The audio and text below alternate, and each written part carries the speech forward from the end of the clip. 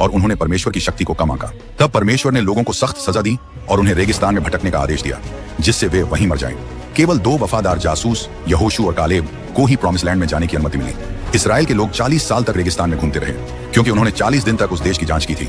ये रेगिस्तान दुनिया का सबसे बड़ा कब्रिस्तान बन गया, जहां मिस्र से निकली पूरी पीढ़ी खत्म हो गई, सिवाय उन 2 आदमियों के जिन्होंने परमेश्वर पर विश्वास करने की हिम्मत की थी। 40 साल तक रेगिस्तान में भटकने के बाद यहोशू की लीडरशिप में 6 साल तक देश को जीतने की लड़ाई चली, लेकिन फिर भी बहुत सी जमीन जीतनी बाकी थी। यहोशू, जो मूसा के सेवक थे, ने परमेश्वर की बुलाहट और उनकी खास ताकत से लोगों को प्रॉमिस लैंड में पहुंचाया। यहोशू की मौत के बाद 330 साल का एक लंबा समय शुरू हुआ, जिसे न्यायों का काल कहा जाता है। यह इजराइल के जीवन में स्पिरिचुअल इंस्टेबिलिटी और उतार चढ़ाव का समय था। न्यायों के समय में लोग अपनी मनमानी करते थे। इजराइलियों के दिलों की कठोरता के कारण उन्हें कई शत्रुओं द्वारा परेशान किया गया। इस समय में परमेश्वर ने महान नेताओं को उठाया, जैसे गिदयोन, यिफ्ता, सामसोन और शमूएल।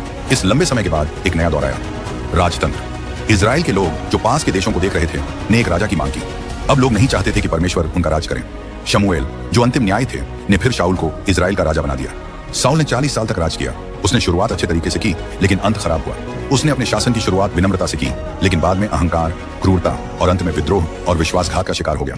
उनके बाद दाऊद ने उनके स्थान पर 40 साल तक राज किया और इजराइल की राजधानी हेब्रोन से यरूशलेम को स्थानांतरित किया। उनका शासन सफल था। दाऊद ने अपने राज्य को मजबूत किया और इजराइल का सबसे प्रमुख राजा बन गया। धन इकट्ठा किया, भूमि जीती, सेनाओं को हराया और परमेश्वर के साथ चला।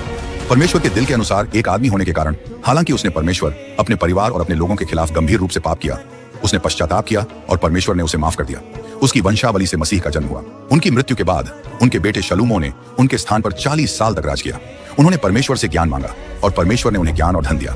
वो अपने समय के प्रसिद्ध व्यक्ति बने, यरूशलेम में मंदिर बनाया और उनके शासनकाल में शांति थी। लेकिन अपनी कई पत्नियों के कारण उनका दिल भ्रष्ट हो गया।